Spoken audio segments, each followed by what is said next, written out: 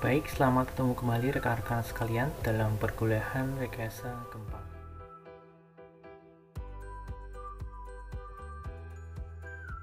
Pada pertemuan kali ini kita akan membahas beberapa hal terkait dengan respons spektrum. Kita mulai daripada definisi daripada respons spektrum, kemudian bagaimana proses pembuatan respons spektrum, dan terakhir kita juga akan mendiskusikan apa yang disebut sebagai respons spektrum elastik dan respons spektrum inelastik atau sering kita sebut sebagai respons spektrum design. Sebelum kita membahas lebih jauh terkait dengan respons spektrum, ada baiknya kita mereview materi sebelumnya terkait dengan sistem derajat kebebasan tunggal atau single degree of freedom yang nantinya akan kita gunakan dalam proses pembuatan respons spektrum. Oke, mari kita lihat gambar portal seperti ini. Jadi kita memiliki sebuah portal yang terdiri daripada dua kolom yang memiliki kekakuan lateral sebesar K1 dan K2 dan terdiri dari satu balok yang memiliki kekakuan yang sangat besar atau kita anggap kekakuannya tak hingga, kekakuan lenturnya tak hingga, sehingga dia tidak bisa mengalami lendutan maupun rotasi. Oke, jadi yang disebut sebagai sistem derajat kebebasan tunggal adalah suatu sistem yang dia hanya dapat melakukan perpindahan pada satu arah tertentu. Ya, sekali lagi, sistem derajat kebebasan tunggal atau single degree of freedom adalah suatu sistem yang dia hanya bisa melakukan perpindahan pada satu arah tertentu saja. Kita lihat sistem ini ya, sistem portal yang tadi kita jabarkan, terdiri daripada dua kolom dan satu balok. Kita lihat mulai dari peletakan seperti ini. Kita lihat peletakannya. Nah, peletakan ini tidak memiliki degree of freedom atau derajat kebebasan. Anda lihat pada titik ini tidak bisa bertranslasi kan, tidak bisa bertranslasi arah kanan ataupun kiri, dan tidak juga bisa bertranslasi pada arah vertikal, mau baik ke atas maupun ke bawah. Terakhir, dia juga tidak bisa berotasi, ya, tidak bisa berotasi karena ini peletakannya adalah peletakan jepit ya. Jadi baik translasi horizontal, translasi vertikal maupun rotasi ditahan oleh sistem peletakan ini. Nah, kemudian kalau kita lihat peletakan sebelahnya, yaitu peletakan kolom K2 sama halnya dengan peletakan kolom K1. Jadi karena peletakannya jenis peletakannya sama, kalau ini adalah jepit, ini juga jepit, maka pada peletakan ini juga tidak memiliki degree of freedom atau derajat kebebasan karena dia tidak bisa mengalami translasi arah kanan maupun kiri ya, dan dia juga tidak bisa mengalami translasi arah vertikal. Jadi degree of freedomnya 0 di sini sama halnya dengan ini. Oke, kemudian kita tinjau titik sebelah sini. Kita lihat bahwa tadi kita asumsikan bahwa baloknya memiliki kekakuan yang tak hingga, EI-nya tak hingga, sehingga dia tidak bisa mengalami lendutan, tidak bisa melendut seperti ini, seperti halnya balok biasa karena kita anggap EI-nya tak hingga, dan karena dia tidak bisa mengalami lendutan, dia juga tidak bisa mengalami rotasi ya. Jadi hal satu-satunya yang bisa titik ini lakukan adalah bertranslasi arah horizontal. Oke, begitu juga dengan titik ini ya. Nah, pada titik ini rotasinya ditahan ya karena ini sangat kaku, kemudian translasi arah vertikal juga ditahan, dan hanya satu pergerakan yang dia dibiarkan, yaitu pergerakan ke arah kanan maupun pergerakan horizontal arah kiri. Kita lihat bahwa kalau kita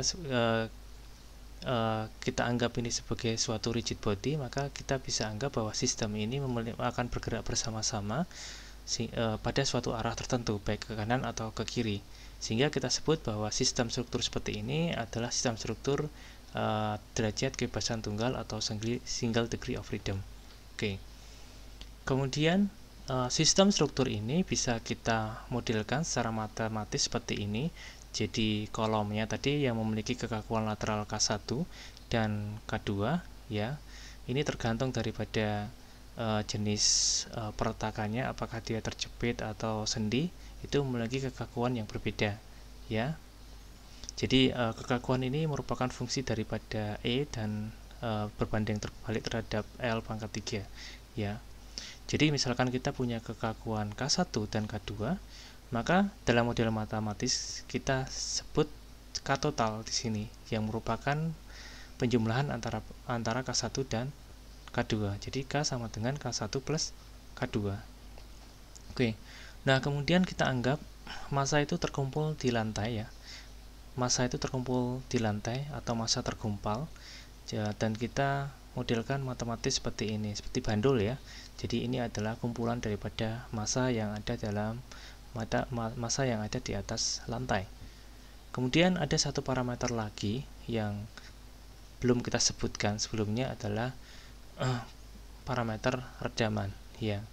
Jadi setiap benda di dunia ini memiliki redaman ya, yang nilainya berbeda satu dengan yang lainnya ya. Jadi redaman ini kita bisa ilustrasikan dalam model matematis menjadi sebuah dashboard ya, di sini dashboard. Jadi kalau Anda memiliki kendaraan baik sepeda motor maupun mobil, itu ada namanya shock breaker ya, itu salah satu bentuk daripada redaman.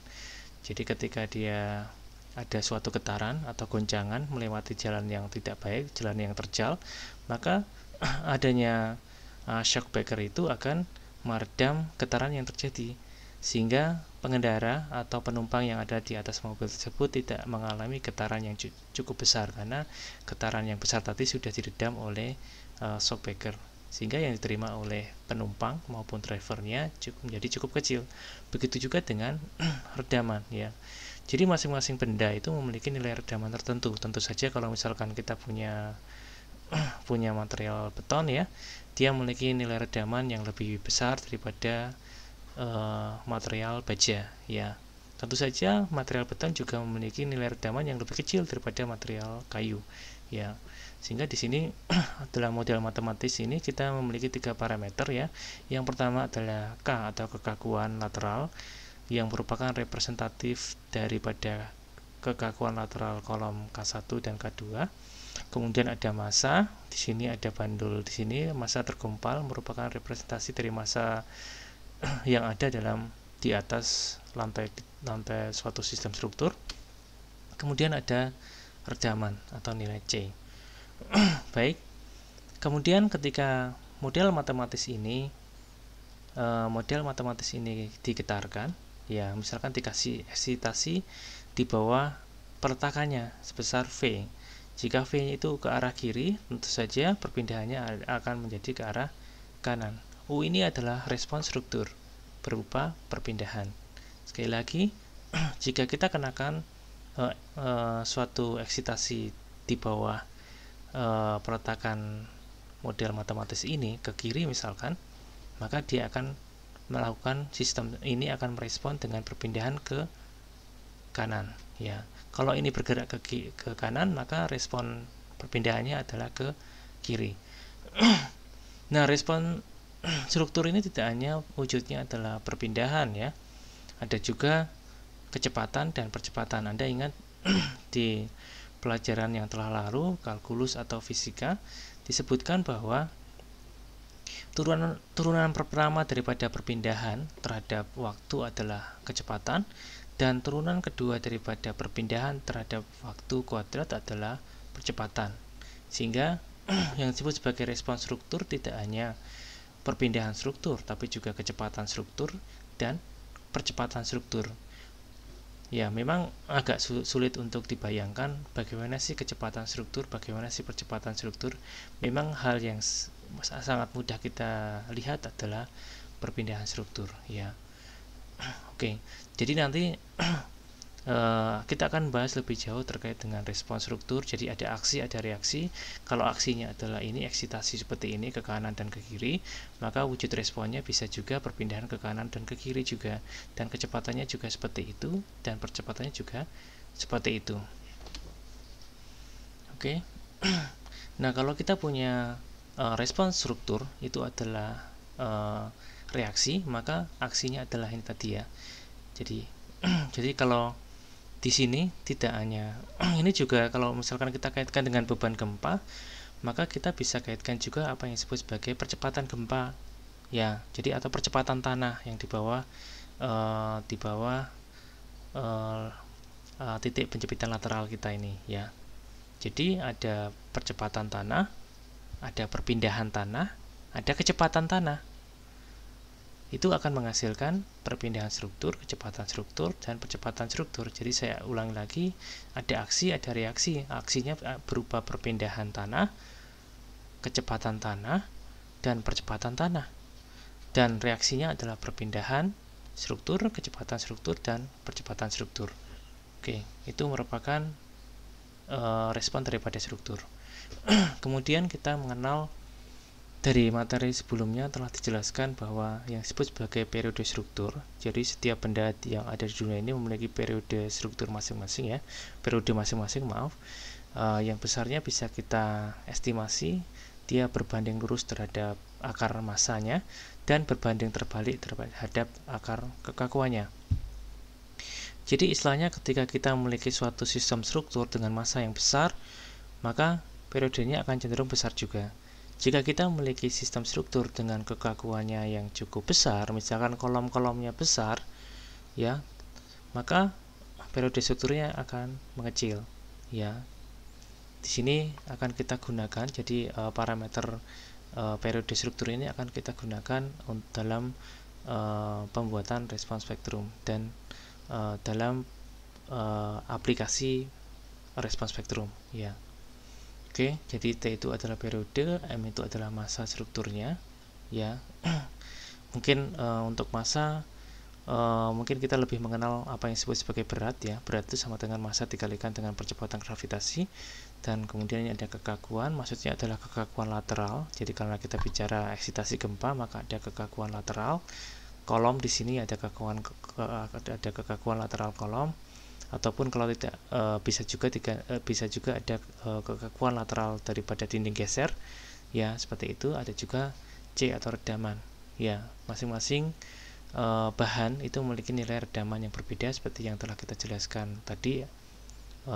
Ada ilustrasi terkait dengan nilai redaman beton, nilai redaman baja, dan nilai redaman material kayu. Oke, kemudian kita bicara definisi respons spektrum, ya. Jadi respons spektrum itu adalah suatu plot antara periode getar dan nilai maksimum respon. Jadi tadi sudah kita jelaskan, maksimum respon itu tidak hanya perpindahan, tetapi juga kecepatan dan percepatan. Dari sistem derajat kebebasan tunggal. Sekali lagi, dari sistem derajat kebebasan tunggal. Jadi yang kita anggap, kita sederhanakan dari sistem portal seperti ini menjadi seperti ini.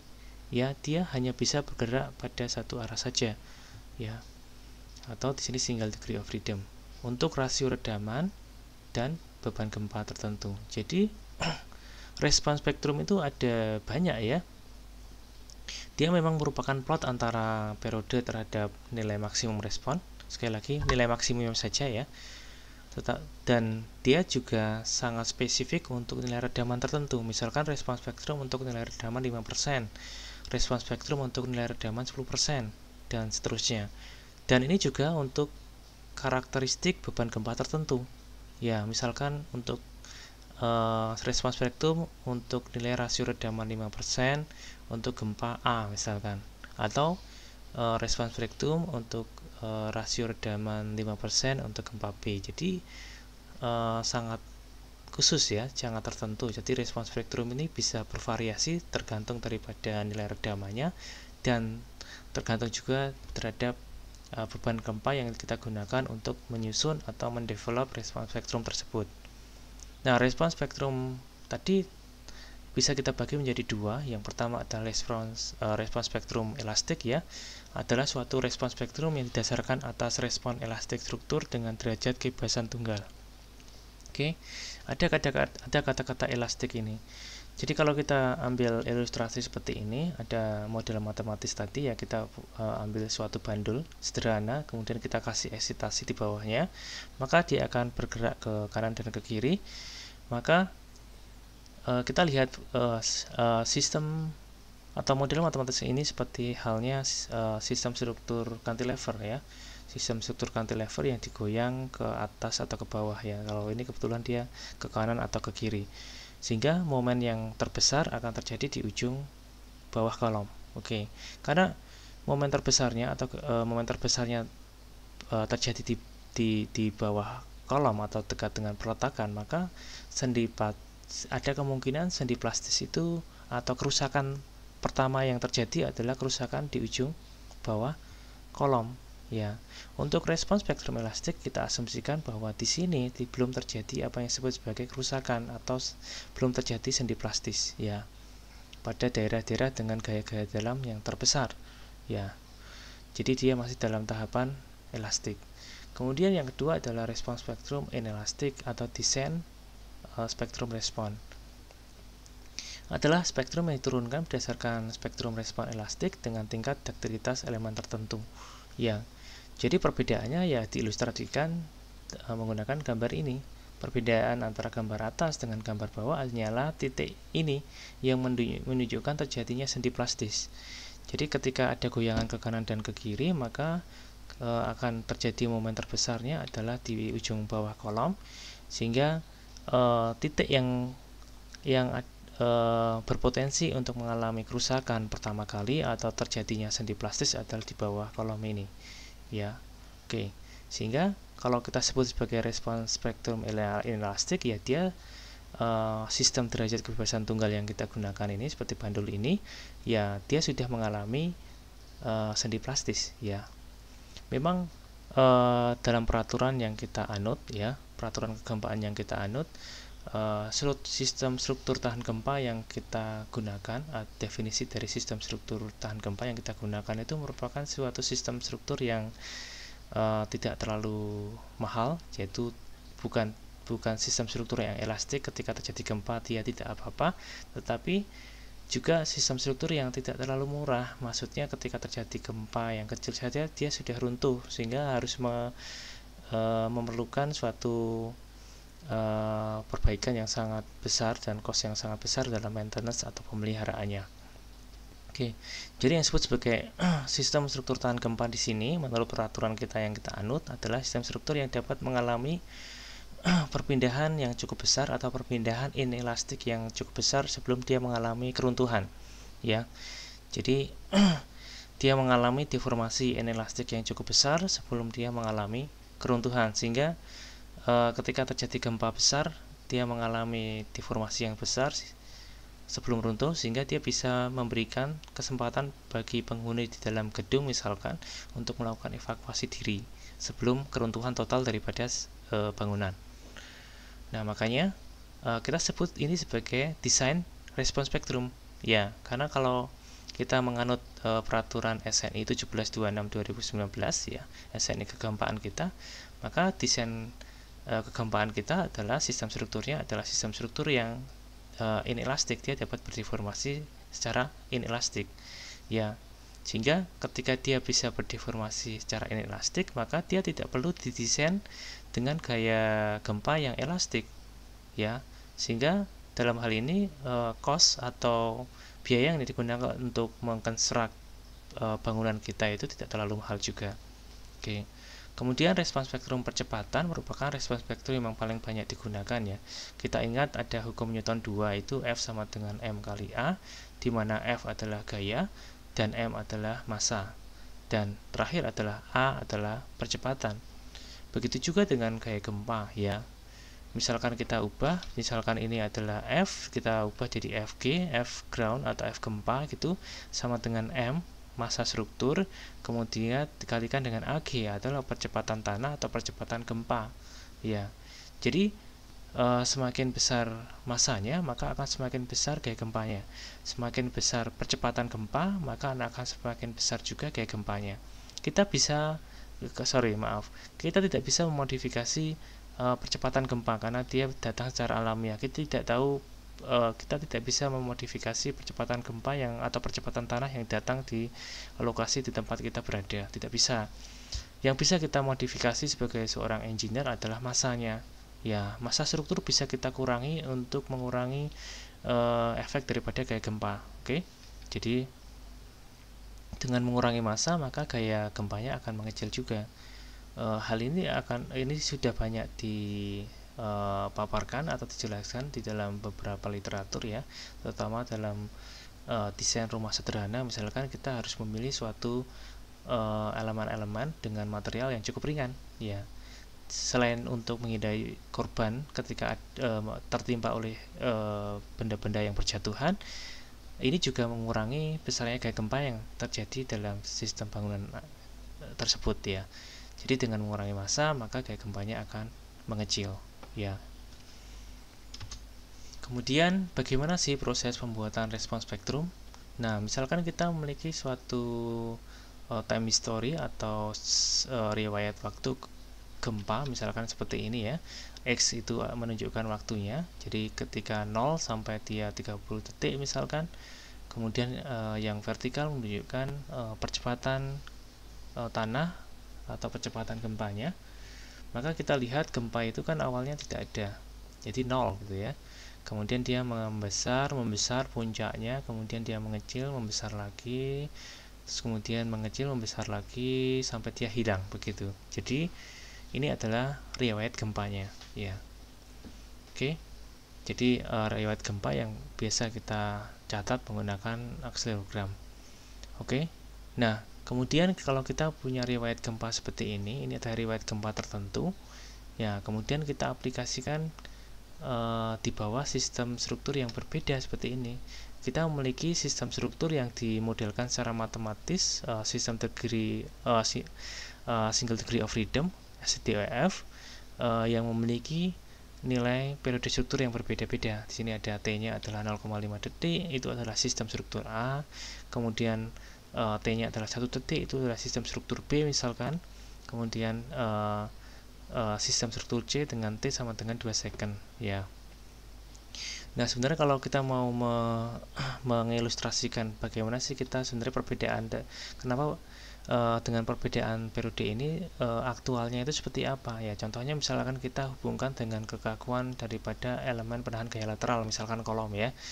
Jadi kalau T-nya 0,5 detik itu kan berarti T-nya itu sangat kecil, berarti sangat kaku. Nah, misalkan kolomnya besar-besar gitu ya. Kolom daripada sistem struktur kita ukurannya besar-besar sehingga T-nya itu kecil. Yang ini adalah kolomnya ukurannya sedang. Kalau ini kolomnya ukurannya sangat kecil sehingga dia bisa melambai-lambai. Periode struktur yang digunakan, periode strukturnya dia relatif lama, yaitu 2 detik ya. Nah, kemudian ini kita anggap sebagai sistem struktur A, sistem struktur B, sistem struktur C ya. Dikenakan masing-masing menggunakan riwayat gempa yang sama. Ini diterapkan di bawah sini, ini diterapkan di bawah sini juga, ini diterapkan di bawah sini juga. Jadi riwayat gempa yang sama kita aplikasikan untuk sistem struktur yang berbeda dengan nilai periode struktur yang berbeda. Tapi di sini dalam kasus redamannya sama 2% ya. Nah, ternyata respons strukturnya berbeda-beda ya. Misalkan di sini kita ambil respons strukturnya adalah bentuknya adalah perpindahan atau deformasi. Maka Anda lihat untuk struktur yang sangat kaku, T-nya kecil ya, maka dia deformasinya juga kecil. Kalau T-nya cukup menengah, maka deformasinya juga menengah. Kalau T-nya cukup besar, maka dia juga memiliki deformasi yang sangat besar, begitu. Ya. Kemudian kita plotkan yang disebut sebagai respons spektrum itu merupakan nilai-nilai maksimum ya, plot dari nilai-nilai maksimum terhadap waktunya, terhadap periode strukturnya ya. Ya, di sini kita memiliki riwayat deformasi ya. Ya, jadi ini adalah T terhadap T sama dengan riwayat waktu gempa ini. Ini adalah aksinya, ini adalah reaksinya. Ya. Kemudian kita ambil nilai yang tertinggi ya, nilai maksimumnya, perpindahan maksimumnya. Kebetulan di sini kita mengambil respons struktur daripada deformasinya. Jadi ini adalah nilai maksimumnya adalah 2,67 inch untuk sistem struktur A yang sangat kaku tadi ya. Kemudian untuk sistem struktur B yang menengah, dia memiliki deformasi maksimum sebesar 5,97 inch ya. Kemudian yang sistem struktur yang fleksibel yang dia bisa bergerak, memiliki perpindahan yang cukup besar, dia memiliki perpindahan maksimum sebesar 7,47 inch ya.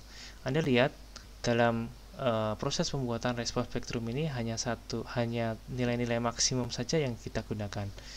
Jadi dalam riwayat deformasi terhadap waktu ini cukup 1 titik saja yang kita gunakan, yaitu nilai maksimum atau minimumnya saja 2,67. Ini juga kita ambil nilai maksimumnya saja 5,97 dan kita buang yang lainnya. Ini juga kita ambil satu titik saja, yang lainnya kita buang ya. Kemudian kita plotkan dalam grafik respons spektrum ini. Tadi definisi daripada grafik respons spektrum adalah grafik yang menghubungkan antara respons struktur terhadap periode struktur ya. Jadi respons strukturnya misalkan adalah ini, ya ini adalah bentuknya adalah deformasi atau perpindahan, di sini adalah periode struktur.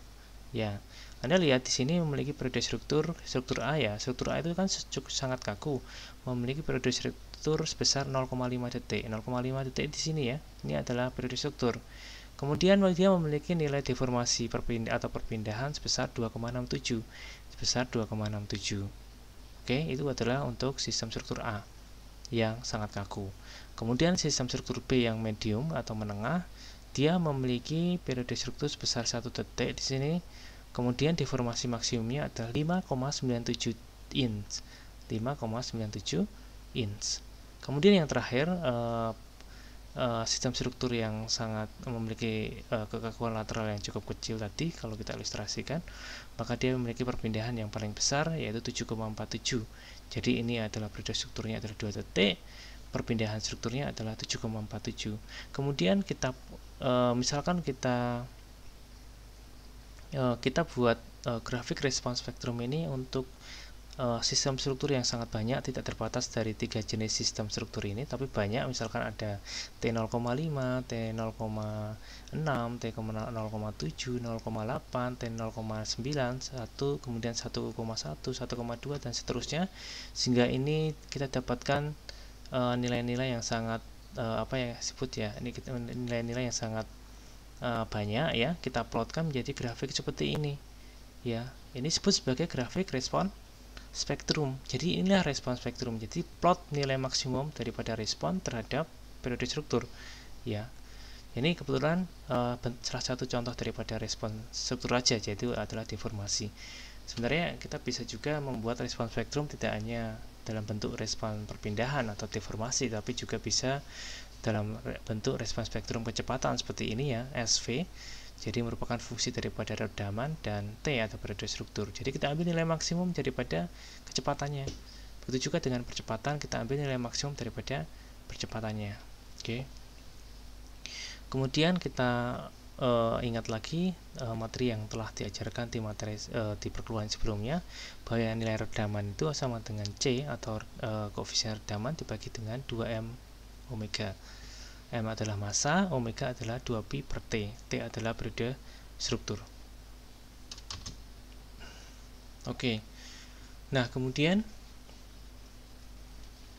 misalkan kita memiliki suatu respons perpindahan seperti ini yang tadi sudah kita buat seperti ini tadi, berdasarkan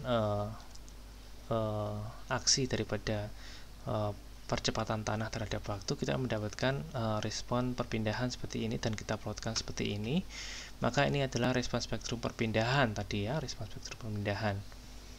Kemudian bisa juga kita membuat respon spektrum kecepatan, kita juga bisa membuat respon spektrum percepatan seperti tadi rumusan yang ada di sini ya. Ada respon spektrum kecepatan, ada respon spektrum percepatan. Tetapi kita membutuhkan integrasi yang cukup menyita banyak resource atau menyita banyak waktu dan energi ya untuk melakukan itu ya. Nah, kita bisa juga menggunakan pendekatan, rumus-rumus pendekatan, misalkan menggunakan pendekatan seperti ini.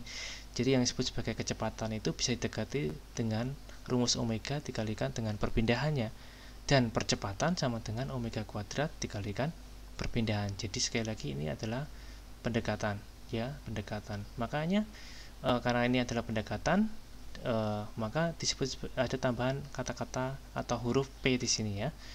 P itu maksudnya pseudo atau semu ya. Jadi ini adalah respon spektrum velocity yang semu ya. Tidak sebenarnya, tapi cuma pendekatan.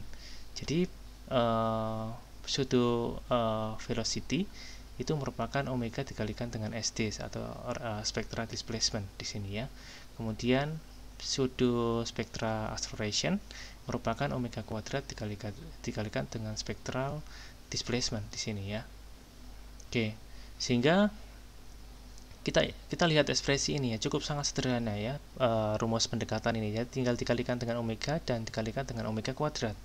Ini adalah rumus pendekatan. Jadi kalau kita memiliki nilai spektral displacement, misalkan nilai respons spektrum perpindahan, kita bisa langsung mendapatkan pseudo spectral velocity di sini ya, respons spektrum percepatan semu ini ya. Jadi tinggal dikalikan omega, dapatlah ini dikalikan omega kuadrat, dapatlah ini pseudo spectral acceleration ya, respons spektrum percepatan semu ya. Oke, jadi langsung dari sini tidak perlu Anda lakukan hal seperti ini ya. Ini menyita cukup banyak waktu. Jadi ini Anda aplikasikan di sini untuk banyak sistem struktur yang ada, kemudian dapat respons strukturnya, kemudian diambil nilai maksimumnya, kemudian Anda plotkan. Ini menyita cukup banyak resource dan waktu. Nah, kalau Anda cuma kalikan dengan omega dan omega kuadrat, maka akan menjadi pseudo spectral velocity ya. Kemudian ada pseudo acceleration response spectrum ya. Ini cukup sangat sederhana, langsung Anda bisa dapatkan ini dengan mengalihkan omega dan omega kuadrat. Nah, kemudian ada respons spektrum ini bisa sering juga kita nyatakan dalam pembentukan dalam tripartite respons spektrum, dalam bentuk tripartite respons spektrum. Jadi ada tiga sumbu di sini ya. Ada ke arah sana adalah velocity, ke arah sini adalah periode struktur, maka di ke arah sini ada displacement, ke arah sini adalah acceleration atau ini ya betul, ini ada acceleration, satuannya adalah G, ini D adalah deformation, satuannya adalah inch, velocity satuannya adalah inch per second ya. Jadi misalkan kita ambil suatu kasus tadi ya, misalkan dalam periode strukturnya kita memiliki periode struktur 2 detik di sini, 2 detik plotkan di sini, kemudian dia dapat dalam tripartite respons spektrum ini respon di sini, respon kecepatan, percepatan dan perpindahan dijadikan satu dalam satu grafik ya. Jadi untuk periode struktur 2 detik maka ternyata adalah kecepatannya percepatannya adalah 0,191 G. Nah, kecepatannya adalah kita plotkan ini ke sana, jadi sekitar 23,5 inch per second begitu. Kalau perpindahannya bagaimana? Ya, kita plotkan di sini, dapatlah perpindahan di sini. Ini adalah D, deformation. Perpindahannya adalah 7,47 inch begitu. Jadi dalam kurva tripartite ini kita bisa mendapatkan respons spektrum tidak hanya deformasi tapi juga velocity dan juga acceleration ya. Nah, kemudian pada suatu tempat yang sama ada kemungkinan sudah terjadi banyak gempa yang berasal dari sumber gempa yang berbeda. Jadi intinya misalkan kita tinggal di kota Surakarta dalam riwayat yang telah lalu, bahkan beratus-ratus tahun yang lalu telah terjadi gempa yang kita sebenarnya juga nggak tahu karena belum lahir ya, dan itu pasti sudah ada ya. Jadi ada kemungkinan sudah ada banyak gempa yang berasal dari sumber gempa yang berbeda, misalkan tadi di kota Surakarta ya, sehingga seperti ini terjadi dalam pada daerah Imperial Valley ya. Jadi dia memiliki banyak ada beberapa jenis gempa yang pernah terjadi ya, beberapa catatan gempa yang pernah terjadi, dan ini merupakan respons spektrum yang dibentuk dari beberapa gempa yang pernah terjadi ya. Ada tahun 1940, ada 1956, 1968. Nah, bentuknya ternyata beda-beda ya. Respons spektrumnya ini adalah percepatan terhadap periode struktur ya, beda-beda. Terus yang kita pakai seperti apa ya? Jadi harus ada spektrum respon yang dapat mewakili semua spektrum respon yang ada.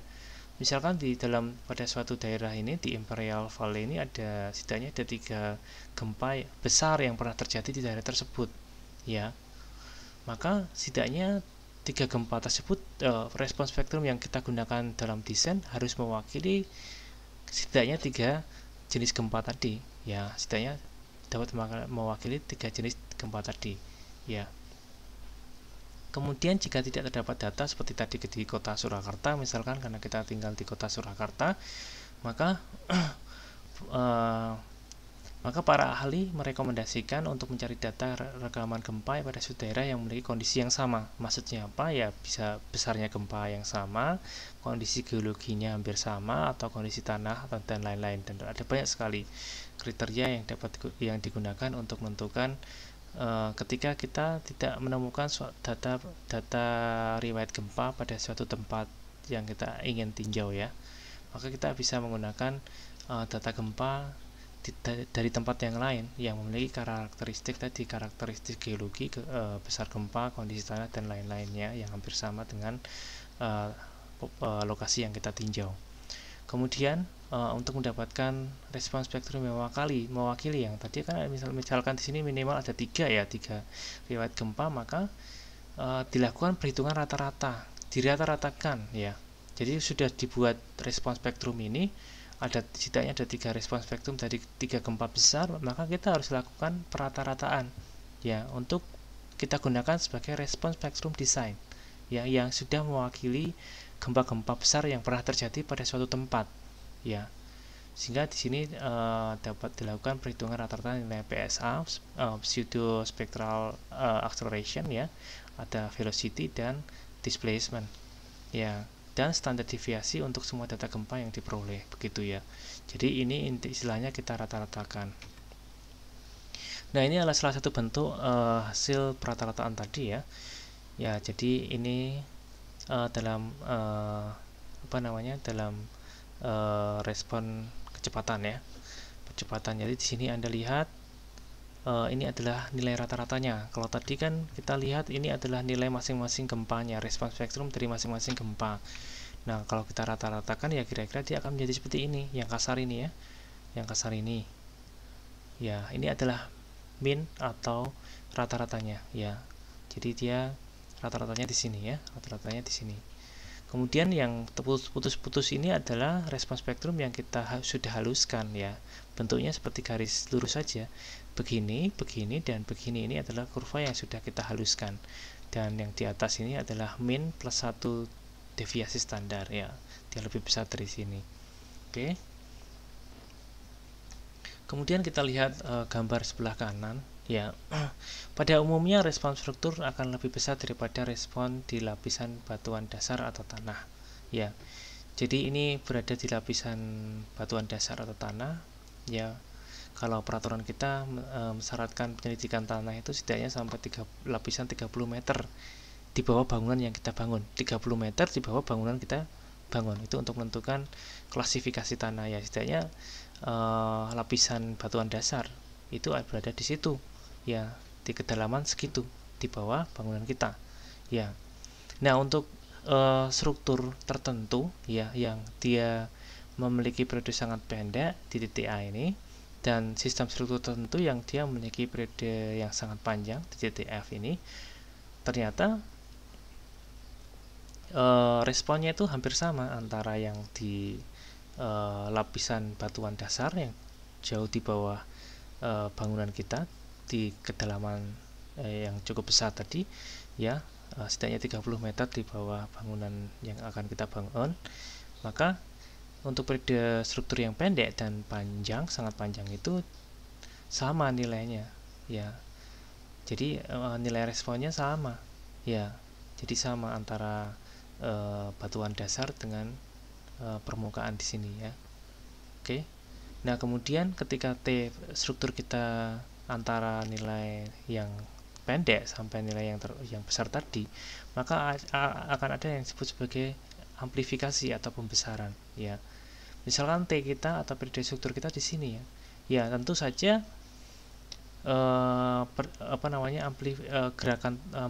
akan terjadi amplifikasi gerakan tanah ya. Kalau di tanah kan di sini yang putus ini.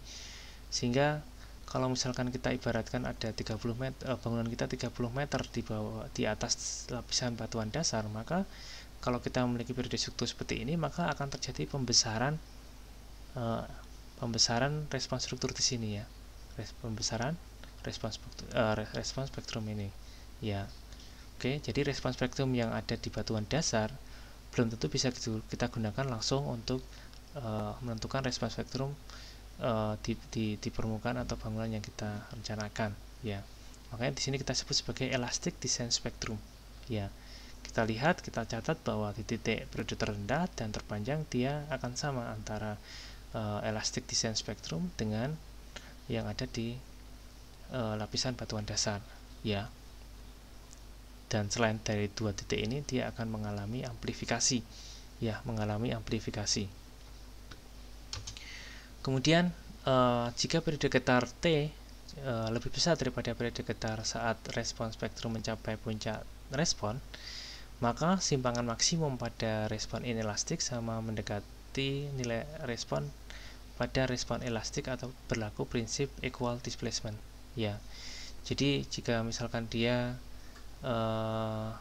periodenya itu lebih besar ya daripada periode puncak respon, ya maka dia berlaku prinsip equal displacement. Nah, equal displacement itu seperti apa? Jadi kalau misalkan kita punya ini adalah gaya geser gempa, ini adalah simpangan struktur kita. Jadi kalau kita rencanakan bangunan kita dengan untuk elastik, jadi ketika gempa besar itu tidak terjadi apa-apa, dia masih baik, tidak mengalami kerusakan yang cukup signifikan, maka dia harus direncanakan terhadap beban A ini, ya sangat besar A ini. Jadi bangunan kita ketika terjadi gempa tidak apa-apa. Jadi ini A ini adalah beban gempa elastik, ya sangat besar. Dan tentu saja kalau kita rencanakan bangunan kita terhadap gaya gempa elastik ini ya sangat mahal bangunan kita ya. Sehingga yang kita rencanakan dalam peraturan kita adalah ini. Yang B ini cukup kita rencanakan terhadap beban gempa B ini yang merupakan beban gempa A yang kita reduksi sekian ya. Jadi cukup gaya gempa B ini yang kita rencanakan, tetapi ada hal yang harus kita bayar. Jadi kalau kita mengurangi gaya gempa yang terjadi, maka ada konsekuensi yang harus kita bayarkan, yaitu di sini adalah kita harus menyediakan deformasi inelastik yang cukup besar di sini ya. Ya. Jadi Anda lihat ketika ini adalah respon elastik yang di A ini, ya, kalau ini adalah respon inelastik ya, dia harus jika kita merencanakan bangunan kita dengan kekuatan gempa yang lebih kecil, tapi kita harus menyediakan deformasi inelastik yang cukup besar pada sistem struktur kita, ya. Oke, jadi kemudian ini ada definisi bahwa yang disebut sebagai duktilitas itu merupakan OA dibagikan dengan OP, yaitu delta U, itu adalah perpindahan maksimum dibagi dengan perpindahan di mana dia mengalami pelelehannya, delta Y, ya. Itu disebut sebagai duktilitas. Dalam prinsip equal displacement ini kita akan mengenal yang disebut sebagai R, faktor modifikasi respon gempa ya, yaitu sebesar 1/mu atau sebesar 1/. Itu. Kemudian untuk yang T ya, untuk kasus T yang lain ya, jadi ini bisa lebih kecil dari T maksimum tadi, maka berlaku prinsip equal energy. Ya, jadi kalau kita tadi ada warna merah ini adalah untuk desain elastik ya, maka untuk desain elastiknya harus sama besar. Ya, kalau ini adalah kita menghitung luasan di bawah garis ini adalah luasan segitiga, maka harus sama dengan luasan trapesium daripada warna biru ini. Ini disebut sebagai equal energy. Ya, jadi ini luasan ini sama dengan luasan ini disebut sebagai equal energy. Jadi faktor modifikasi responnya akan menjadi berbeda. Kalau tadi faktor modifikasi responnya adalah 1/mu, duktilitas, jadi kita bisa mereduksi gaya gempa dari sini ke sini sebesar ini R ini ya. Nah, ini faktor reduksi gempa atau faktor modifikasi respon ini sebesar 1/2 min 1 ya, 1/2 mu min 1. Oke, kemudian kita membahas respon spektrum inelastik ya. Jadi kita sudah mengarah ke respon spektrum untuk desain ya.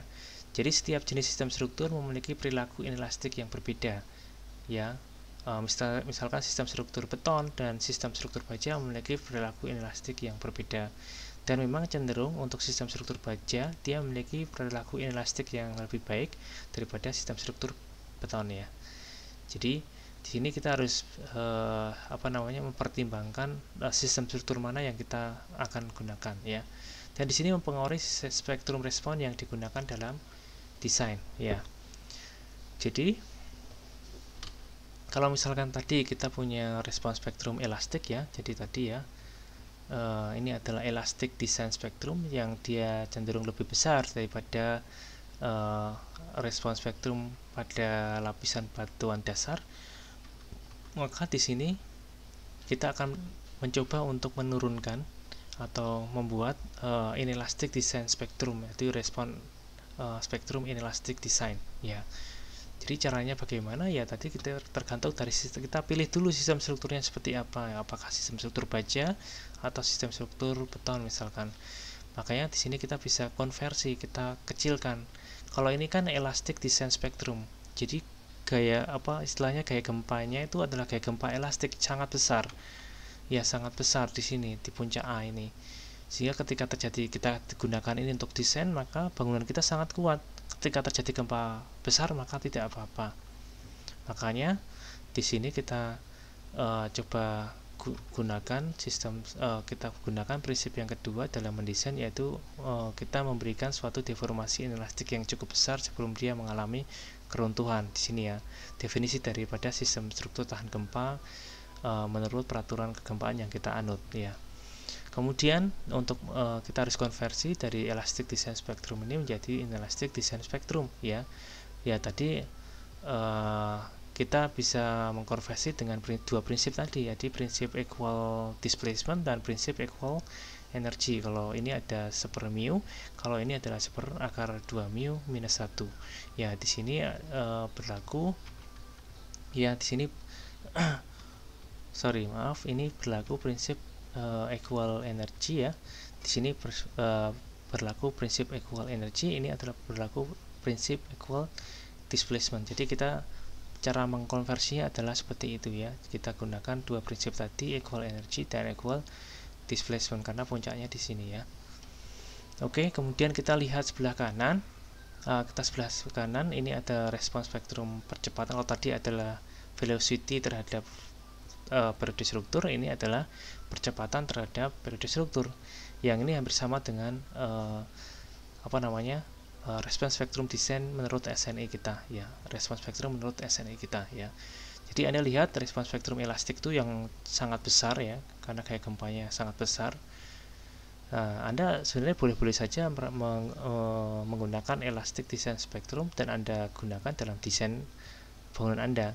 Jadi ini tergantung owner ya. Jadi kalau owner itu menginginkan bangunannya tahan gempa, benar-benar tahan gempa, ketika terjadi gempa dia tidak apa-apa, ketika terjadi gempa besar dia tidak mengalami kerusakan yang signifikan, ya Anda bisa saja menggunakan elastic design spectrum ini untuk perencanaan bangunan tersebut ya. Tetapi ada konsekuensinya, bangunan akan menjadi sangat mahal ya. Kolom ukuran-ukuran dari dimensi strukturnya akan menjadi sangat besar. Nah, kemudian Anda juga bisa mendesain dengan gaya gempa yang lebih kecil, tapi Anda harus menyediakan deformasi inelastik yang cukup besar. Ya, misalkan di sini direpresentasikan dengan apa yang disebut sebagai angka μ atau angka daktilitas. Misalkan angka daktilitasnya 1,5, ya dia cuma bisa direduksi dari sini ke sini. Kalau daktilitasnya 2, berarti dia memiliki deformasi inelastik yang lebih besar, ya, maka dia bisa direduksi dari sini ke sini. Jika dia memiliki daktilitas yang lebih besar lagi, misalkan 4, maka bisa direduksi lebih kecil lagi dari sini ke sini. Jadi daktilitas 1,5, daktilitas 2, 4, 6, dan 8 itu tergantung dari sistem struktur ya. Semakin baik atau semakin bisa berdeformasi inelastik, maka sistem struktur itu memiliki nilai daktilitas yang besar atau tinggi. Semakin dia tidak bisa berdeformasi inelastik, maka nilai daktilitasnya kecil ya, seperti ini ya. Oke, saya kira ini materi yang kita sampaikan pada pertemuan kali ini terkait dengan teori desain respon spektrum. Untuk pertemuan atau video pembelajaran berikutnya adalah tentang desain respon spektrum menurut SNE 1726/2019. Terima kasih atas waktunya untuk mendengarkan video pembelajaran ini. Kita bertemu dalam video pembelajaran berikutnya.